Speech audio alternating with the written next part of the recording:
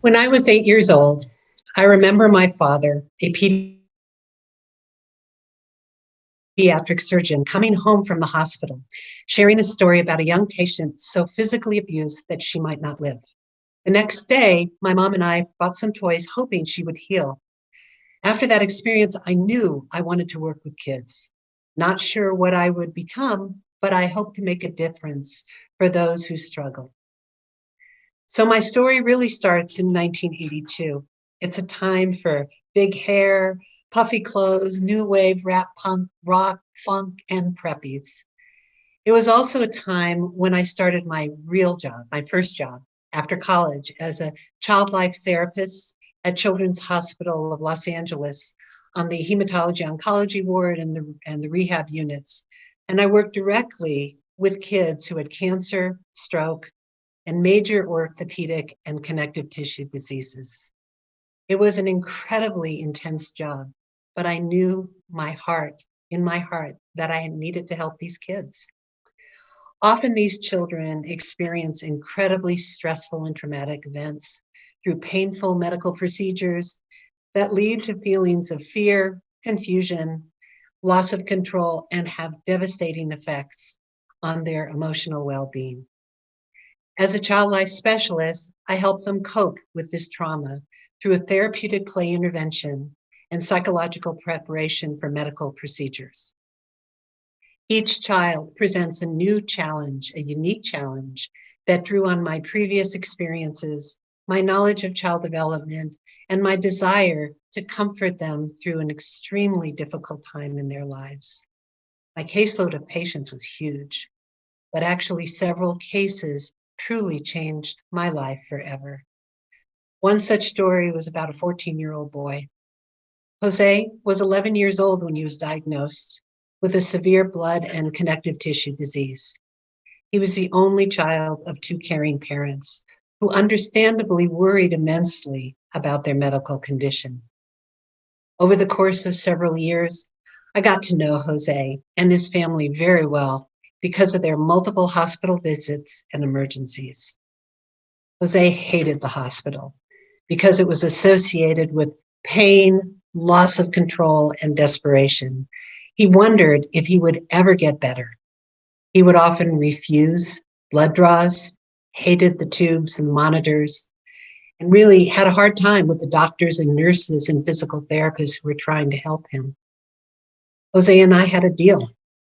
Our relationship was built on trust and honesty with a balance of positive experiences, and psychological preparation for his medical procedures.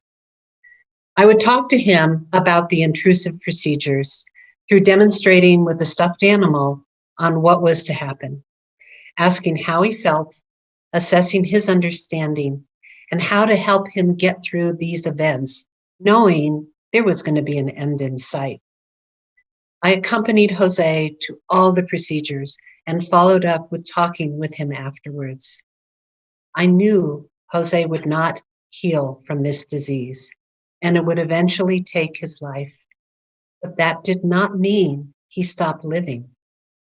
Together, we continued to play board games, adventured outside the hospital to the nearby gardens and play areas, and visited hospital staff on other floors.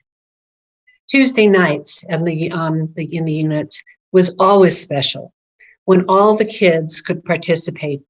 All those kids who could participate cooked their favorite dinners together, like spaghetti and meatballs, mac and cheese, and chocolate chip cookies.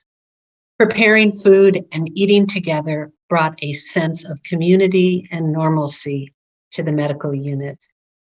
Jose loved this activity, and his family would often bring in his favorite treats from home.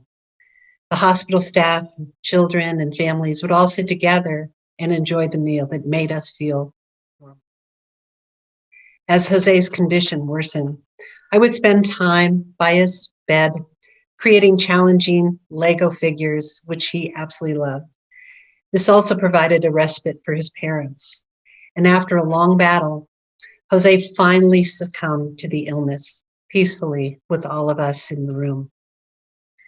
At his memorial service, Jose's parents asked that I speak about my relationship with him, which was an unbelievable, incredible honor.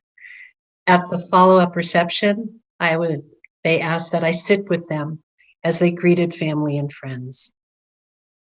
This was truly a pivotal moment for me when I realized I wanted to focus my career supporting children and families. I stayed at the hospital for 4 more years and had similar impactful experiences. I quickly put in place a rule for myself, which I hope all of you will take tonight, is to, in order to avoid job burnout, be in a job for 5 years, then look around, see if it's challenging and if I'm happy. If so, continue or change to a new direction. Well, I changed a lot. As a result of my career, the path was twisted and turned with many unique jobs, from designing and developing the San Jose Children's Discovery Museum, becoming a teacher, a principal, and starting a teen mental health organization called Safe Space.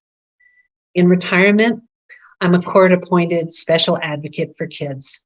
And so the journey continues. Commitment and passion for kids continues to enrich my life and the lives of others in so many uncountable ways. Would I do it over again? Absolutely. Thank you.